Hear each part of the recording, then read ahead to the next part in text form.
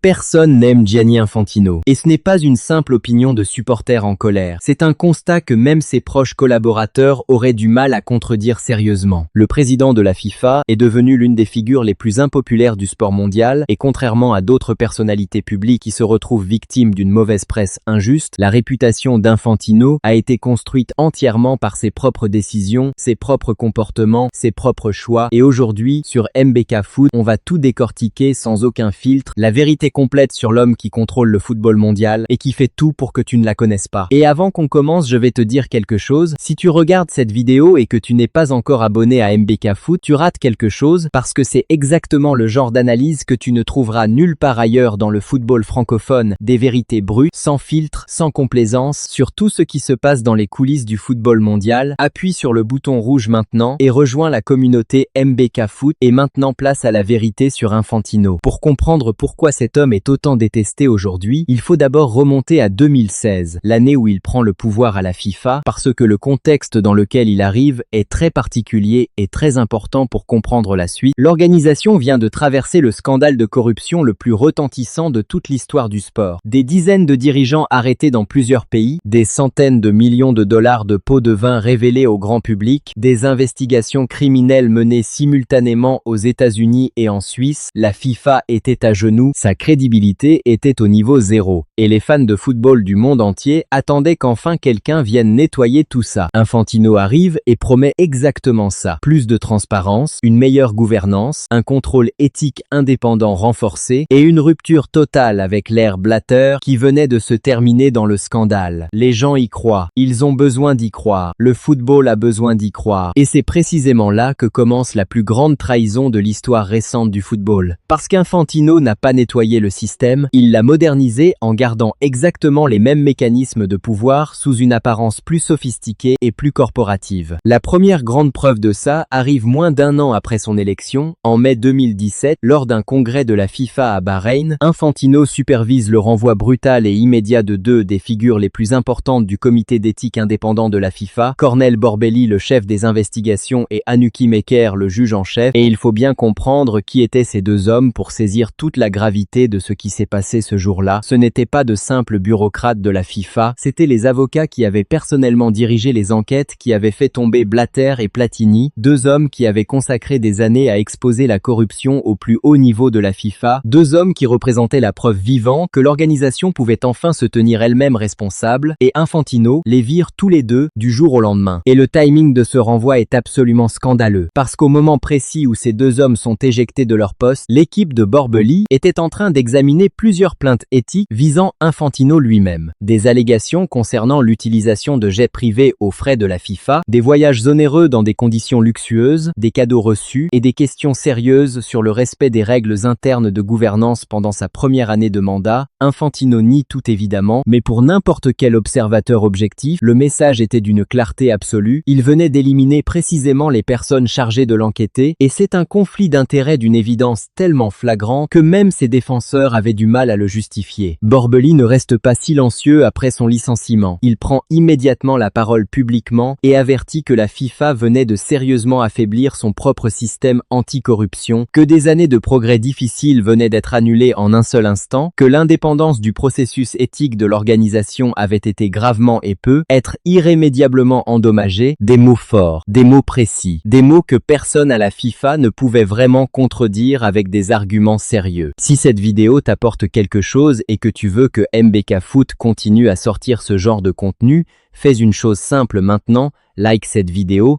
Ça m'aide vraiment énormément à continuer ce travail et ça permet à plus de gens de découvrir les vérités qu'on dit ici. Appuie sur le pouce bleu et on continue. Mais ce n'est que le début de l'histoire d'Infantino parce qu'ensuite il va montrer sa vraie philosophie concernant le football de manière encore plus évidente et cette philosophie peut se résumer en une phrase simple et brutale. Le football est une business, la FIFA est son entreprise personnelle et la Coupe du Monde est son produit à vendre au plus offrant. La première grande manifestation publique de cette philosophie, c'est son obsession pour l'argent privé. Pendant des décennies, décennies, la FIFA générait ses revenus de manière traditionnelle. Droits télévisés, sponsoring, billetterie, tout en gardant le contrôle total sur ses compétitions et sur l'image du football mondial, Infantino voulait changer ça radicalement et dès 2018, il passe à l'action. Dans des réunions tenues à huis clos, loin des caméras et des médias, il présente au Conseil de la FIFA une proposition confidentielle estimée à 25 milliards de dollars pour vendre des participations dans les plus grandes compétitions de la FIFA à des investisseurs privés. La réaction des associations présentes est immédiatement et massivement négative. L'UEFA et les plus grands clubs européens s'y opposent frontalement en arguant que la proposition manque de toute transparence financière et qu'un tel accord menacerait directement la Champions League et l'équilibre du DFA, football européen. Le plan s'effondre face à cette opposition unanime. Pour la plupart des gens, ça aurait été la fin de l'histoire. Pour Infantino, absolument pas. Il recommence avec un nouveau projet encore plus ambitieux qu'il appelle FIFA Forward Enterprise. L'idée est de créer une nouvelle entité commerciale valorisée à 20 milliards de dollars qui contrôlerait les droits commerciaux de toutes les plus grandes compétitions de la FIFA, incluant la Coupe du Monde masculine, la Coupe du Monde féminine et la Coupe du Monde des clubs élargis. Et le plan concret d'Infantino est de vendre 20% de cette entité à des investisseurs privés en échange d'environ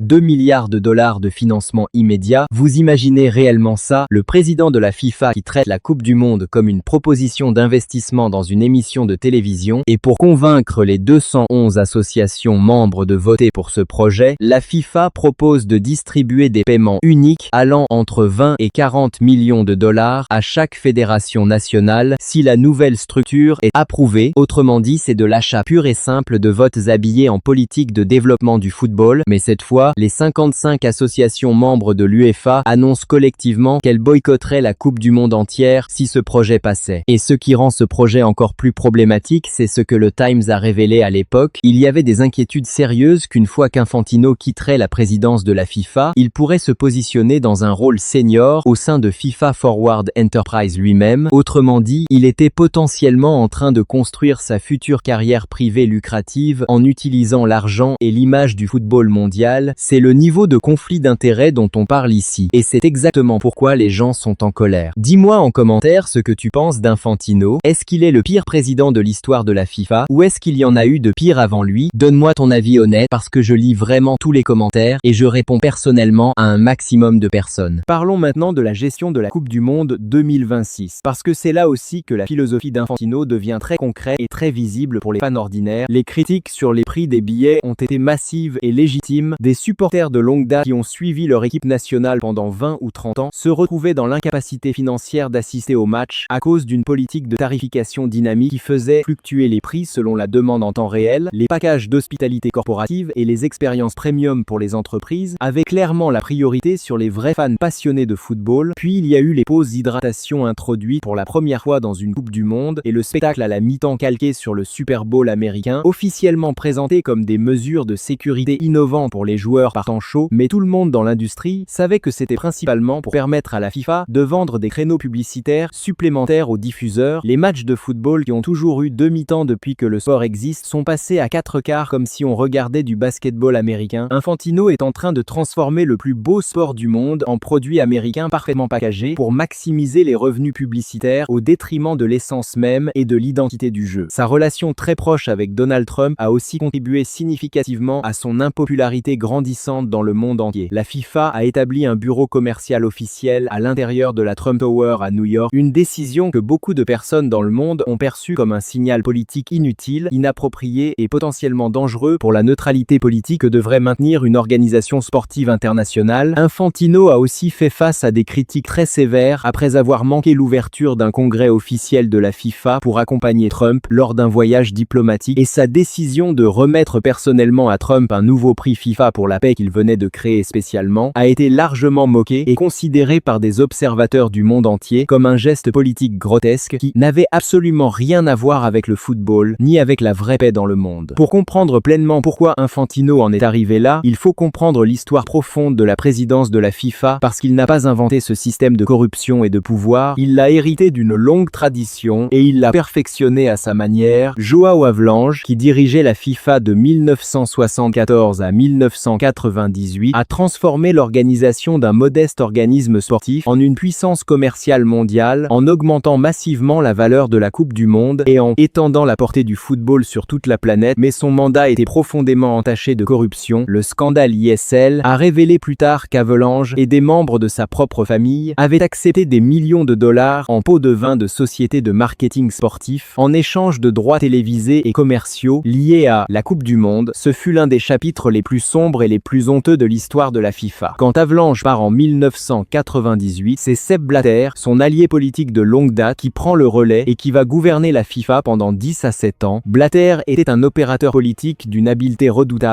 qui avait compris très tôt une chose fondamentale sur le fonctionnement de la FIFA. Chaque association membre de l'organisation qu'elle représente, le Brésil, avec 200 millions d'habitants ou une minuscule nation insulaire du Pacifique avec quelques milliers de personnes, dispose exactement du même nombre de voix lors des élections présidentielles. Une association, une voix. Et cette règle donnait aux petites nations footballistiques un pouvoir politique considérable. Blatter a construit une base de soutien durable et quasi indestructible en dirigeant des fonds de développement considérables de la FIFA vers des associations à travers l'Afrique, l'Asie, les Caraïbes et l'Océanie. Ses critiques arguaient que ces programmes financiers créaient un bloc électoral loyal et reconnaissant qui le maintenait au pouvoir malgré les scandales de corruption qui s'accumulaient autour de lui. Jusqu'à ce que tout s'effondre enfin en 2015 lors d'un des plus grands scandales de corruption sportive de l'histoire moderne, les autorités américaines lancent une enquête massive et coordonnée contre la FIFA. Plusieurs hauts responsables de l'organisation sont arrêtés lors de raids spectaculaires organisés à l'aube à l'hôtel Bor au lac de Zurich pendant qu'ils dormaient encore. Des accusations de racket organisées, de fraude massive et de centaines de millions de dollars de pots de vin liés aux droits médias, au sponsoring et à l'attribution des tournois sont révélés au monde entier. Blatter lui-même est suspendu puis définitivement banni du football. La FIFA fait face à la plus grande crise de crédibilité de toute son histoire. Si tu es arrivé jusqu'ici dans cette vidéo, c'est parce que tu t'intéresses vraiment à ce qui se passe dans les et pas seulement aux résultats des matchs, et c'est exactement le profil de la communauté MBK Foot, des gens qui veulent comprendre le football en profondeur. Si tu n'es pas encore abonné, c'est vraiment le moment de le faire maintenant parce qu'on a encore beaucoup de vérités à dire ensemble. Et c'est dans ce contexte de crise totale qu'Infantino arrive en 2016 en promettant de tout nettoyer et de tout réformer, mais ce qu'il a réellement accompli, c'est moderniser le même système en changeant seulement les outils utilisés. Là où Avalanche et Blatter utilisaient des paiements directs en liquide et des accords conclus dans des arrière-salles loin de toute transparence, Infantino utilise des propositions de capital investissement sophistiquées, des restructurations commerciales valant des milliards de dollars, une tarification dynamique des billets, des tournois élargis à 48 équipes et des moyens de plus en plus corporatifs et légalement habillés de générer des revenus toujours plus importants. Le visage au sommet de la FIFA a changé en 2016, mais la façon dont l'organisation fonctionne réellement dans ses profondeurs n'a jamais vraiment changé. Ses partisans appellent ça moderniser la FIFA pour une nouvelle ère, ses critiques appellent ça repackager la corruption avec un costume juridique plus cher et plus sophistiqué. Et puis il y a eu le projet le plus absurde et le plus révélateur de tous concernant la vraie nature d'Infantino. En 2021, la FIFA commence officiellement à promouvoir l'idée d'une Coupe du Monde biennale. C'est à dire organisée tous les 2 ans au lieu de tous les 4 ans, en avançant comme argument officiel que des tournois plus fréquents aideraient à développer le football dans les pays moins avancés et créeraient plus d'opportunités pour les nations en dehors des puissances footballistiques traditionnelles. Pour porter ce projet en public et lui donner une crédibilité footballistique, Infantino se tourne vers Arsène Wenger, l'ancien manager légendaire d'Arsenal, devenu directeur du développement mondial du football à la FIFA. Ensemble, ils font campagne en argumentant que les jeunes générations veulent plus de grandes compétitions et qu'un cycle de 2 ans générerait des milliards de revenus supplémentaires redistribués équitablement aux fédérations nationales du monde entier. Mais tout le monde dans l'industrie football voyait clairement que c'était encore une fois et avant tout une tentative de doubler les revenus commerciaux de la FIFA aux dépens du sport lui-même. L'UEFA et la CONMEBOL s'y opposent immédiatement et frontalement. Les ligues nationales européennes et sud-américaines alertent sur le chaos de calendrier que ça créerait pour leurs compétitions déjà surchargées. Les syndicats de joueurs professionnels dénoncent le fait que les footballeurs jouent déjà trop de matchs et que leur santé physique et mentale est déjà en danger, et même des organisations complètement extérieures au football s'impliquent dans le débat. Le Comité international olympique avertit officiellement qu'une Coupe du Monde biennale entrerait en conflit direct avec le calendrier des Jeux olympiques et endommagerait l'ensemble du calendrier sportif international. Certaines fédérations européennes commencent même à discuter sérieusement de la possibilité de quitter complètement la FIFA si ce projet insensé allait de l'avant. Et puis vient le discours qui transforme définitivement définitivement une proposition déjà très impopulaire en catastrophe totale de relations publiques. Devant le Conseil de l'Europe, en 2022, Infantino prend la parole pour défendre sa proposition et il a l'audace de suggérer que créer plus d'opportunités footballistiques pourrait aider à empêcher des Africains de risquer des traversées mortelles et dangereuses de la Méditerranée pour chercher une vie meilleure en Europe. Des politiciens de tous bords, des journalistes internationaux et des organisations de droits humains l'accusent immédiatement et unanimement d'utiliser cyniquement une tragédie humanitaire réelle et douloureuse pour tenter de justifier une proposition commerciale footballistique dont le seul vrai objectif est d'enrichir encore plus la FIFA. C'est l'un des moments les plus honteusement critiqués de toute sa présidence et il transforme définitivement ce qui était déjà une idée impopulaire en désastre de communication totale. Finalement, face à une opposition absolument écrasante de pratiquement toute la communauté footballistique mondiale réunie contre lui, la FIFA abandonne discrètement et sans grand bruit le projet et Infantino a ensuite l'audace absolument incroyable de déclarer lors d'un congrès ultérieur que la FIFA n'avait en réalité jamais vraiment proposé une Coupe du Monde biennale, présentant rétrospectivement tout ce processus comme rien de plus qu'une simple étude de faisabilité informelle explorée par Arsène Wenger, sacrifiant ainsi son propre employé et ancien collaborateur sur l'autel de sa survie politique personnelle pour se distancer d'une proposition qui était devenue politiquement impossible à défendre. C'est la définition même du cynisme politique et du manque total d'intégrité. Voilà qui est vraiment Gianni Infantino, l'homme qui a promis de nettoyer la FIFA et qui a simplement modernisé sa corruption avec de meilleurs avocats, l'homme qui vend des pauses publicitaires déguisées en pauses hydratation et des spectacles de mi-temps calqués sur le Super Bowl comme des innovations au service du football, l'homme qui utilise des tragédies humanitaires réelles pour justifier ses ambitions commerciales personnelles, l'homme qui renvoie ceux qui l'enquêtent et qui sacrifie ceux qui le servent dès que ça devient politiquement inconfortable. Le visage de la FIFA a changé en 2016, mais ce qui se passe réellement derrière les portes fermées n'a jamais vraiment changé depuis 50 ans. La vraie question qu'on doit tous se poser maintenant, c'est celle-ci. Est-ce que le football peut encore être sauvé des mains de ceux qui le dirigent actuellement? Est-ce qu'il existe une vraie alternative démocratique et transparente à ce système qui dure depuis des décennies? Est-ce qu'un jour un président de la FIFA pourra arriver avec une vraie vision pour le sport et les fans plutôt qu'une vision pour son propre compte en banque et sa carrière future? Dis-moi ce que tu penses dans les commentaires parce que ton avis m'intéresse vraiment et je veux qu'on en débatte ensemble sur MBK Foot. Si cette vidéo t'a ouvert les yeux sur ce qui se passe vraiment dans les coulisses du football mondial, partage-la avec quelqu'un qui aime le football parce que plus on est nombreux à connaître la vérité, mieux c'est pour notre sport. Et abonne-toi à MBK Foot pour ne jamais rater une analyse comme celle-là.